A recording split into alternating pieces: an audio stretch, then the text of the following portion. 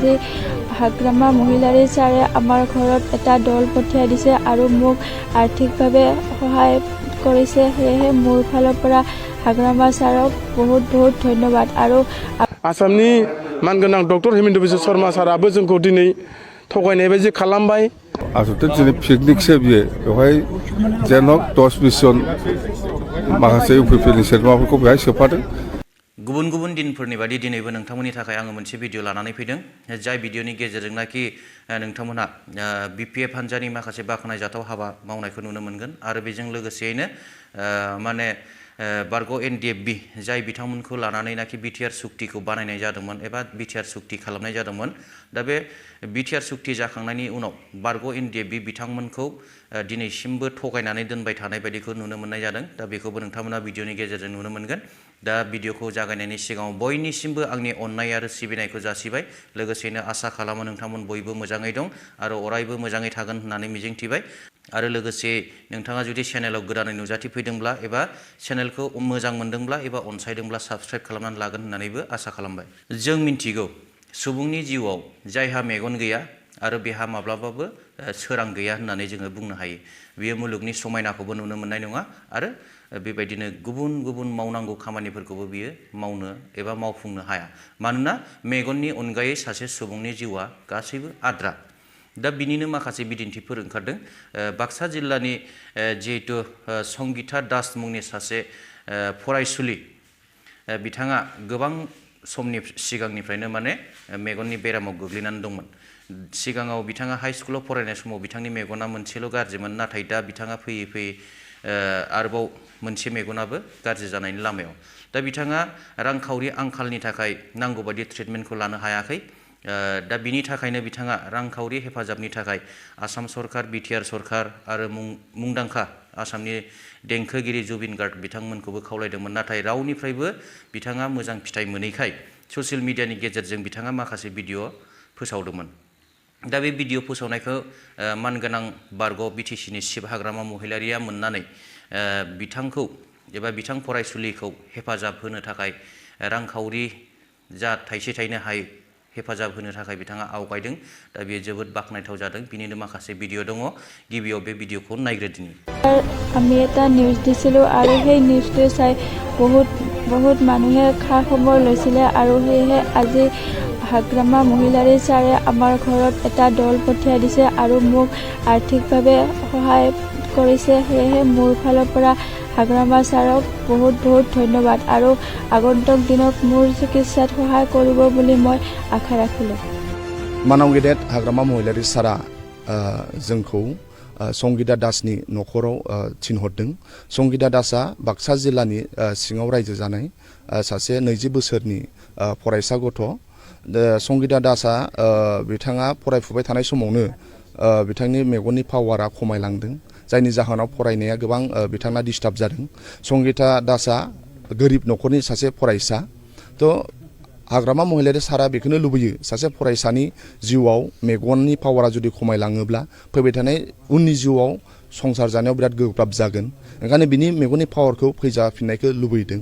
दिनै जोङो BPF दोलोनि मोनसे हान्जाया फैनानै मानाव गेदेर हाग्रामा महिलारी सारा रां अनसुंथाइ बिथांनो हरदों। बे रां अनसुंथाइखौ जोङो होफैदों आरो बिथांमोनखौ मानाव गेदेर हाग्रामा महिलारी सारा खावलायदों जे बिथांमोनहा सिकित्सा लानायनि गेजेरजों बे संगिता दासनि मेगनखौ पावाराव लाबोफिननानै फरायनाय जिउखौ मोजां जाजाफिननायखौ लुबैदों। ओंखायनो हाग्रामा महिलारी सारा जा हायो संगिता दासनि उननि जे सिकित्सा बेखौबो मदद होनायनि खोथाखौ बिथाङा बुंदों।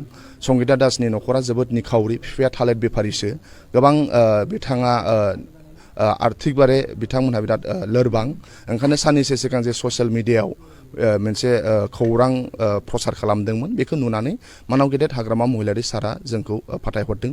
जों BPF दोलोनिफ्राय इसोरनाव बेखौनो आर'ज खालामो संगिता दासनि मेगननि पावारा फैफिनथों आरो मोजां सासे फरायसा जानो हाथों, गावनि उनाव रायजो जानाय जिउआव मोजां जानो हाथों, न'खर बिमा बिफा बाहाय बाहागिखौ नायनो हाथों आरो सासे राफोद फरायसा हिसाबै गिदिंफैनायखौ जों लुबैयो। आरो फैबाय थानाय समाव BPF दोलोनिफ्राय जा हायो बेखौ सहाय खालामनो थाखाय जों BPF दोलोनि मानाव गेदेर हाग्रामा महिलारी सार आरो जों BPF दोलोआ बिथांमोनजों जों दिनै सावरायफैदों।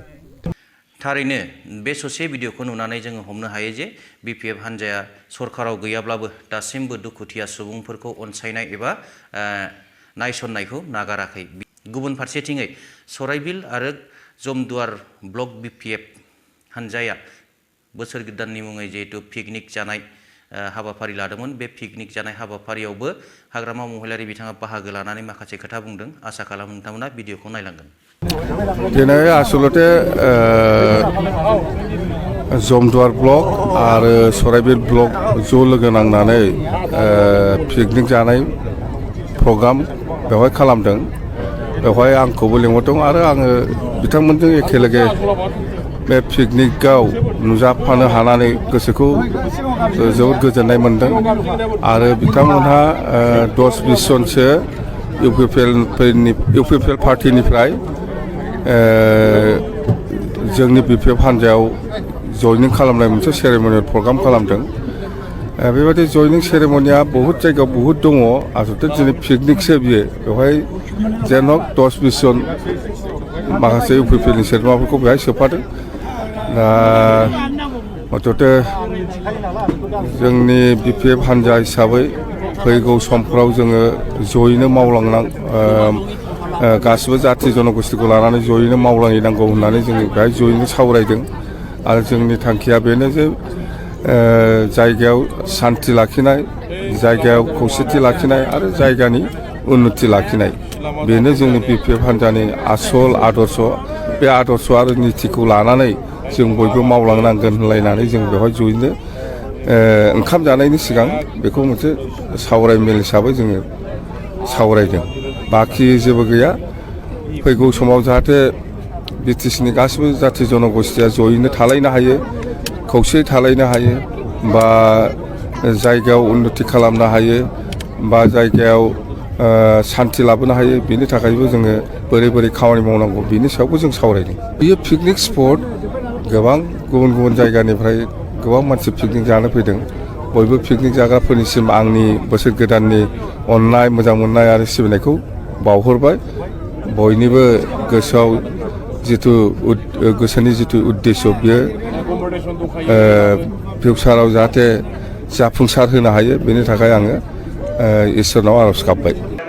बे गासैबो भिडिअखौ नायनानै निस्सय रायजो राजा नोंथांमोना गोसोआव एसेब्लाबो हमनो हादों जे सोर माबायदि सरकार सलायगासिनो दङ आरो सोर माबायदि सालायामोन। दा बे जानानै थांबाय। दा गुबुन फारसेथिङै बिटिआर गोजोन गोरोबथानि एग्रिमेन्ट बायदियै जिहेतु माखासे दफाफोरखौ ex-NDFB एबा बारग' NDFBफोरनि थाखाय मावफुंनानै होथारनांगौनि खोथा दंमोन। नाथाय बैफोर दफाफोरा दिनैसिमबो मावफुंजायाखै, जायनि थाखाय बारग' NDFB बिथांमोना खुद्रिसारनाय फोरमायदों सरकारनि सायाव। क्ल'सआव थानाय समस्याफोरखौ जुदि बिटिआर सरकारा बा आसाम सरकारा जुदि खुगाजों बुंस्लायस्लाय आखाइजों जाहाथे थाबै जुदि मावनो हायो। 3 बोसोर बाबेनलांबाय। जों बेखौल' मोनसे मिजिं थिदों। जोंनो खोथा होबाय थादों आसाम सरकार, भारत सरकारा। जों दिनै 2 टाइम थांनानै 3 टाइम जों दिल्लीयाव सावरायबाय। आसामनि चिफ मिनिस्टारजोंबो जों सावरायबाय। बिटिआरनि चिफ मानगोनां प्रमद बर' बिथांजोंबो जों फर्मेलि इनफर्मेलि अफिसियेलि आनअफिसियेलिबो जों गोबां सावरायबाय। बेवहाय जोंनि गासैबो ex-NDFBनि रिहेबिलिटेसन, एक्स-रिजिया आरो रन्जन दैमानिफ्राय लानानै सेन्ट्रेल जेलाव थानाय गोबां दैदेनगिरिफोरखौ बख'नांगौ आरो केस हाइनेस नन हाइनेस गासैबो समस्या बिथिंखौ लानानै जोङो बार दिनै सरकारजों सावरायबाय थादों। आसामनि चिफ मिनिस्टार बिथाङा जों जेला आगष्टनि 27 थारिखआव जों जेला सावरायो अब्ला बिथाङा जोंनो मोनसे एसुरेन्स होदोंमोन। बे खोथा होनाय मथेनो जोंनि बारग' NDFBफ्रा इउनाइटेड फरामनिफ्राय जों जोबोद गोजोनबोदोंमोन जे अक्ट'बर आरो डिसेम्बरनि गेजेराव ex-NDFBनि माखासे समस्याखौ बे मोननै मासावहाय फोजोबहैनोसै। फार्स्ट फेज, सेकेन्ड फेज होना फोजोबनायनि बाथ्रा होदोंमोन। नाथाय अक्ट'बर आरो डिसेम्बराबो दिनै बारलांबाय। आसामनि मानगोनां डक्टर हिमन्त बिश्व शर्मा साराबो जोंखौ दिनै थगायनाय बायदि खालामबाय। बेनिखायनो जों दिनै इउनाइटेड फरामनि जानानै जों बेखौनो आरो जों दिनै गोख्रोङै जों बुंगोन।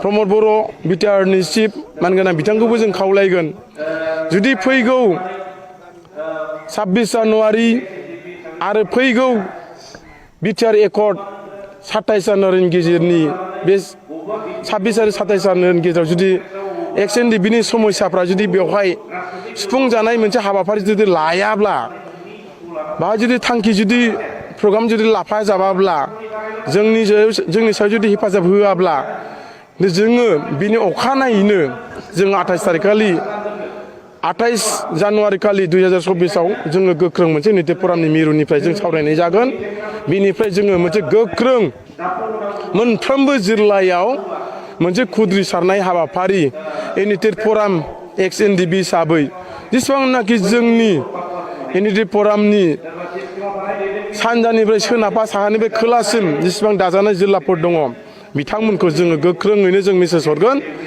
जे जोङो मोनसे गोख्रों हाबाफारि लानो थाखाय नोंथांमोना स्ट्रं जानांगौ बे मेसेजखौ जों हरनाय जासिगोन बेनिखायनो जोङो बे 26 जानुवारि 27 जानुवारि बिटिआर एकर्डनि समखौल' जों नेना थाथ'नोसै दा बे ससे भिडिअखौ नायनानै निस्सय जों हमनो हायो जे बारग' एनडिएफबि बिथांमोनखौ गोजोन गोरोबथा बिटिआरनि मुङाव सरकारा माबायदि थगायनानै दोनदों बिनिनो माखासे फोरमान जादों आसा खालामो नोंथांमोना बे गोलावथार भिडिअखौ नायनानै निस्सय माखासे खोथाफोरखौ हमनो हाबाय आसा खालामो नोंथांमोना कमेन्ट खालामगोन होननानै जोबथारनायाव भिडिअखौ जोबजासिम नायनायनि थाखाय रोजा रोजा साबायखर थाबाय आरो उननि भिडिअआव लोगो मोनफिनबावगोन आसा खालामनानै दिनैनि भिडिअखौ एसेयावनो दोनथ'बाय थेंक इउ